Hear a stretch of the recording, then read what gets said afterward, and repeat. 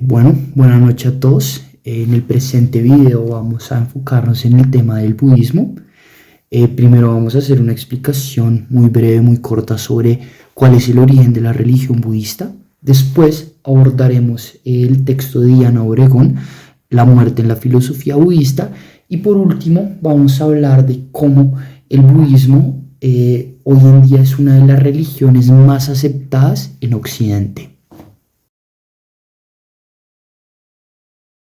Entonces vamos a empezar con un poquito de historia sobre lo que es el budismo. Hay que tener en cuenta que esta inició en el norte de la India, en lo que actualmente conocemos como Nepal.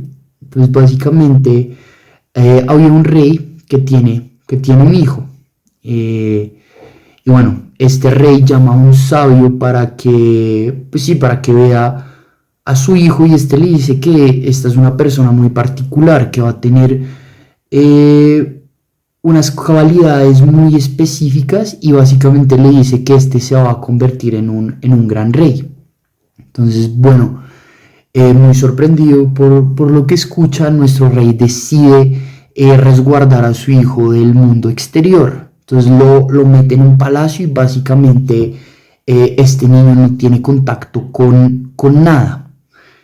Pero bueno, como es de esperarse, ya llega un momento en el que el hijo del rey tiene que salir del palacio, sale del palacio y pues la vida le cambia por completo. Básicamente ve cuatro cosas que cambian su vida para siempre: un anciano, un enfermo, un muerto y un renunciante.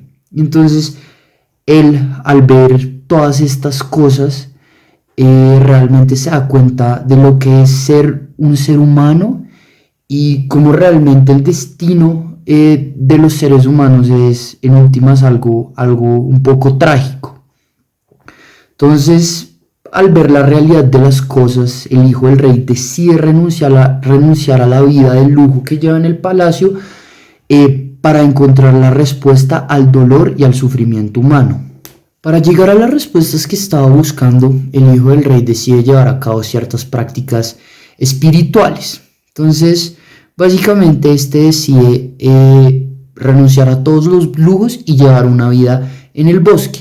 Lastimosamente, después de cierto tiempo llega a la conclusión de que este tipo de existencia no lo va a llevar a las respuestas, sino que simplemente está debilitando su mente y su cuerpo. Entonces, de toda esta experiencia en los bosques, básicamente el hijo del rey concluye que el camino que está buscando no está en los extremos. Entonces, no está ni en los extremos de los placeres, ni tampoco en las penitencias, en privarse de todos los lujos. Después de cierto tiempo, decide un día sentarse a meditar debajo de un árbol, y dice que él no va a parar de meditar hasta que encuentre las respuestas que está buscando. Y es así como llega finalmente a el grado más alto de conciencia, que se llama el nirvana, y es a partir de este momento que se convierte en Buda, el iluminado.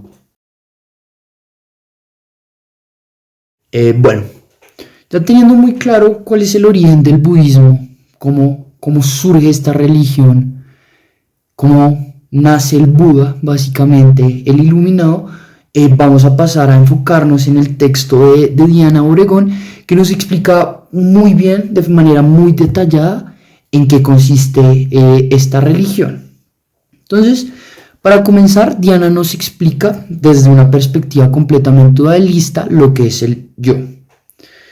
Ella nos dice que el yo es una disposición aleatoria y cambiante, que está compuesta de 5 agregados psicofísicos. Hay que resaltar que no hay nada fijo en estas disposiciones, ya que esta es una estructura aleatoria que solamente está ahí. El yo no es nada distinto que unos pensamientos y unas ideas. Después de esto, Diana nos va a explicar lo que es la conciencia. Entonces, la conciencia está compuesta por 5 conciencias sensoriales donde se registran las acciones volitivas y sus efectos. Es básicamente como si esta conciencia tuviera una memoria genética que guarda todas las acciones que se ha realizado y a partir de estas acciones que se han realizado es que se mide el karma. Teniendo muy clara esta separación entre el cuerpo y el alma, Diana pasa a explicarnos qué es lo que sucede cuando uno muere. Entonces, lo primero que pasa es lo que ella denomina como la cesación de la respiración externa. Esta también es conocida como la muerte clínica en Occidente y es cuando ya no tenemos circulación y dejamos de respirar. Primero se disuelve el elemento tierra, que son la carne y los huesos. Después se disuelve el elemento agua, que es la sangre y el suero. Y por último se diluye el elemento aire y el elemento fuego. Después de esto pasamos a la etapa de la cesación de la respiración interna. Entonces en este momento se encuentra la esencia vital del padre y de la madre, y gracias a esto se llega a la sensación de caer en un abismo oscuro. En esta etapa pasa algo muy importante porque se desprende la pérdida de los patrones de la ignorancia, y de esta manera es que se permite llegar a un estado total de felicidad. Este estado total de felicidad se llama el Dharmakaya, en el cual la conciencia está en su estado primordial. Si el budista ha sido juicioso, es decir, que ha meditado, reconoce este estado y se puede quedar ahí para no volver a reencarnar, que es básicamente lo ideal, lo que busca el budismo. Pero si la persona ha estado muy apegado a su yo, lo que ocurre es que después de este momento de absoluta felicidad, llegamos a lo que se llama el bardo. Este es un estado de transición entre la muerte y la futura vida. Es un tiempo de sufrimiento en el que en la mente aparecen visiones y básicamente el bardo trata de huir desesperadamente en busca de un cuerpo. Por último, volvemos a renacer en un cuerpo, pero hay que tener en cuenta que la conciencia de la persona es la misma. La conciencia como tal no muere, sino que hay una continuidad y renace el hábito de aferrarse al yo. Diana Obregón nos hace una explicación muy completa de lo que es el budismo, de sus diferentes etapas, del objetivo de la religión en sí, pero resulta muy curioso que una religión tan vieja como el budismo, y además una religión de Oriente, hoy en día es de las religiones más aceptadas en Occidente. Entonces, hay muchas personas que están fascinadas por el budismo. La regla general, lo que muchos creen, es que esta es una religión no impuesta, de absoluta tolerancia, sin dioses, sin dogmas, sin actos de fe, y es por esto que a la gente le gusta tanto.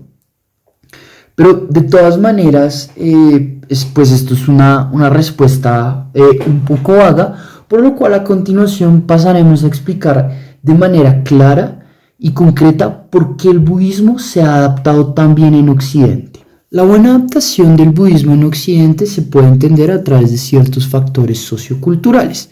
En primer lugar, es importante mencionar que hay una adaptación del budismo a las nuevas formas de creer en nuestra modernidad. En otras palabras, hay un fenómeno de aclimatización que ha permitido que el budismo se llene de conceptos que tienen sentido para nuestras sociedades modernas. En segundo lugar, hay que reconocer que el budismo es un hecho principalmente mediático, en el cual han contribuido muy minoritariamente los individuos tibetanos, los individuos de Oriente, sino que las personas que han contribuido en este fenómeno han usado estrategias y han reproducido un discurso que va acorde con las sensibilidades y las expectativas de los occidentales. Entonces, por eso es que el budismo es tan bien visto. Por último, hay que tener en cuenta que los adeptos al budismo en Occidente se encuentran principalmente en las clases favorecidas. Y básicamente estos sujetos están reivindicando su emancipación de la institucionalidad religiosa. Básicamente, estos le están llevando la contraria a sus ancestros. Entonces, su papá es católico, entonces yo voy a seguir una nueva tendencia, que va acorde con los principios de la modernidad. Y de esta forma llegamos a un budismo desinstitucionalizado, desregulado, en el cual solo se toman los elementos que van acorde a los gustos de la gente de Occidente y a los ideales de la modernidad. De esta manera se genera entonces un desentendimiento con los compromisos y las obligaciones que implican pertenecer a una comunidad religiosa. Entonces, así podemos llegar a la conclusión que básicamente tenemos un budismo que triunfa en Occidente no por el contenido de la religión en sí, no por todo lo que nos explica Diana en su texto, sino que es básicamente una religión que se ha ido adaptando a los principios de nuestra sociedad.